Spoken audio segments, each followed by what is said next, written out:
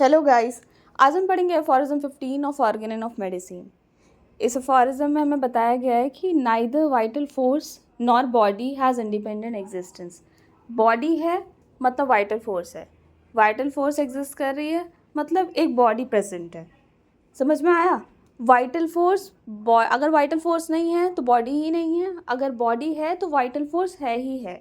मतलब इनमें से कोई भी इंडिपेंडेंट एग्जिस्टेंस रखता ही नहीं है, कोई भी अकेला एग्जिस्ट करेगा ही नहीं। अगर कहा जा रहा है कि वहाँ एक बॉडी है तो एक बॉडी है मतलब कि एक वाइटल फोर्स प्रेजेंट है उसके अंदर। अगर कहा जा रहा है कि वाइटल फोर्स डिटेक्ट हो रही है मतलब एक बॉडी है। ऐसा हो ही नहीं सकता कि बॉडी एग्जिस्ट कर रही है मगर वाइटल फोर्स है ही नहीं। ठीक है। Body shows totality of symptoms on the derangement of vital force. Vital force का डिरेंजमेंट होगा, बॉडी सिम्टम्स प्रोड्यूस करने लगेगी। तो हमें बहुत सारे सिम्टम्स, जब हम पूरे ओवरऑल सिम्टम्स को नोट कर लेते हैं उसको कहते हैं टोटलिटी ऑफ सिम्टम्स। सारे टिप टू टू सारे सिम्टम्स हम कैच कर रहे होते हैं। अब नेक्स्ट लिखा हुआ है body can not exist without vital force. ये मैंने पहले भी एक्सप्लेन किया कि वाइटल फोर्स है तो बॉडी है, बॉडी है तो वाइटल फोर्स है, बिना उसके बॉडी एग्जिस्ट कर ही नहीं सकती। ठीक है, आप अफॉरिज्म रीड करते हैं। The affection of the morbidly deranged spirit like dynamics, ये क्या है? वाइटल फोर्स है।